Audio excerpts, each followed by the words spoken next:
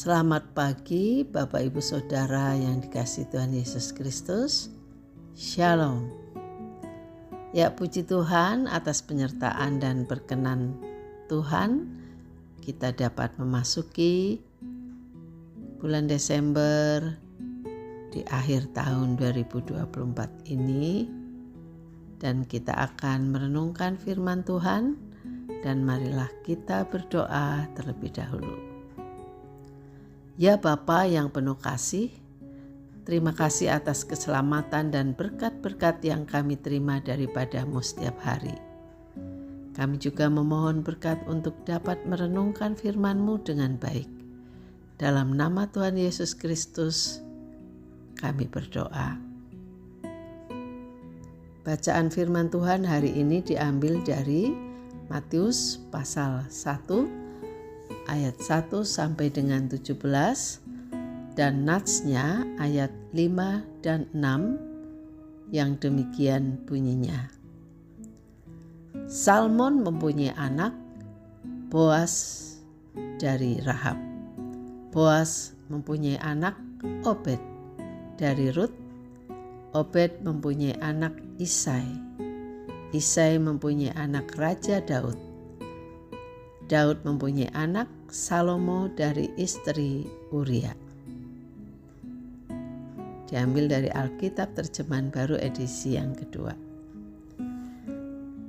Tema renungan kita adalah diperhitungkan oleh Tuhan. Dalam Injil Matius ini, silsilah Yesus Kristus atau daftar nenek moyang Yesus Kristus dicatat oleh Matius mulai dari Abraham.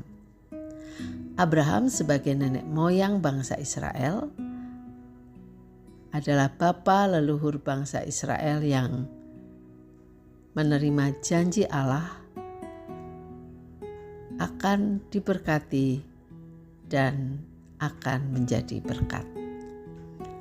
Dari tengah-tengah bangsa ini akan datang Yesus Kristus yang akan memberkati dunia agar dunia beroleh keselamatan. Keselamatan yang dibutuhkan oleh seluruh umat manusia di seluruh muka bumi ini datang melalui Tuhan Yesus Kristus. Dari daftar atau silsilah nenek moyang Yesus Kristus ini, secara umum disebutkan si A punya anak si B punya anak si C punya anak si D, dan seterusnya. Namun ada hal yang menarik yang dicatat pada ayat 5 dan 6. Dalam ayat 5 dan 6 ditulis, yang pertama, Salmon mempunyai anak Boas dari Rahab. Yang kedua, Boas mempunyai anak Obed dari Rut. Yang ketiga, Daud mempunyai anak Salomo dari istri Uria. Dari daftar nenek moyang Yesus Kristus, ada 3 orang perempuan yang disebut dalam ayat 5 dan 6 sebagai ibu yang melahirkan anak-anak sebagai nenek moyang Yesus Kristus. Yang pertama adalah Rahab. Dia adalah seorang pelacur dari negeri Yeriko. Dia telah menyelamatkan pengintai-pengintai Israel waktu mau memasuki Yeriko, sehingga Allah menyelamatkan dia dan keluarganya dari penghancuran Yeriko oleh bangsa Israel pada waktu itu. Rahab menjadi istri Salmon, nenek moyang Yesus Kristus. Nama perempuan yang kedua adalah Rut. Rut adalah orang Moab yang ikut mertuanya Naomi kembali ke Israel setelah merantau beberapa lama di Moab. Rut mempercayai Allah Israel yang dipercayai mertuanya. Dia dinikahi Boas, nenek moyang Yesus Kristus. Perempuan ketiga adalah istri Uria. Istri Uria diperistri oleh Daud, yang diambil oleh Daud setelah Daud sebagai raja Israel waktu itu merancang kejahatannya agar Uria mati dalam medan peperangan. Bapak Ibu Saudara yang dikasihi Tuhan, dalam kehidupan bangsa Israel, ketiga perempuan ini adalah perempuan tercela yang sangat tidak diperhitungkan, apalagi masuk dalam daftar nenek moyang Yesus Kristus. Kita melihat di sini bagaimana Allah itu luar biasa kasih-Nya.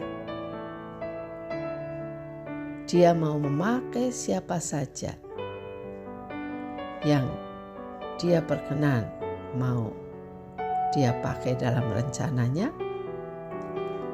Sekalipun latar belakang kehidupannya sangat kelam,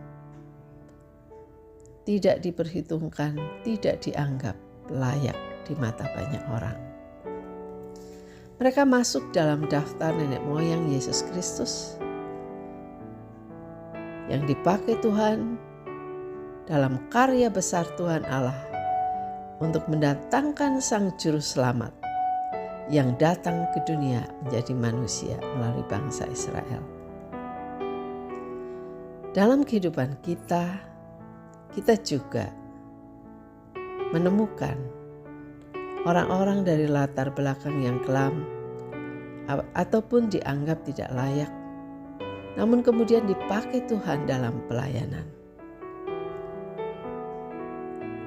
Mereka menjadi penatua, diaken, pendeta, pelayan anak, pengurus komisi,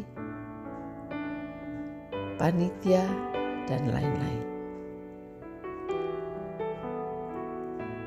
Jika Tuhan berkenan memakai mereka dalam rencana besar Tuhan di dunia ini, dan mereka siap sedia dipakai oleh Tuhan, marilah kita menerima dan menghargai mereka sebagai orang-orang pilihan Tuhan untuk pelayanan.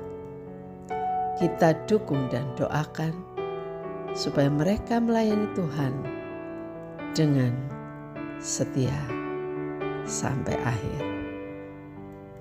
Mari kita berdoa. Tuhan Allah Bapa kami mengucap syukur atas firman-Mu. Terima kasih untuk orang-orang yang Engkau panggil menjadi pelayan-pelayan-Mu. Menurut manusia mungkin mereka dianggap tidak layak, namun Engkau dapat memakai mereka dengan cara-Mu yang ajaib. Tolonglah kami agar dapat mendukung mereka untuk menjawab panggilan-Mu. Dalam nama Tuhan Yesus kami berdoa. Amin. Demikian renungan kita. Selamat menjalani aktivitas sepanjang hari ini dalam pimpinan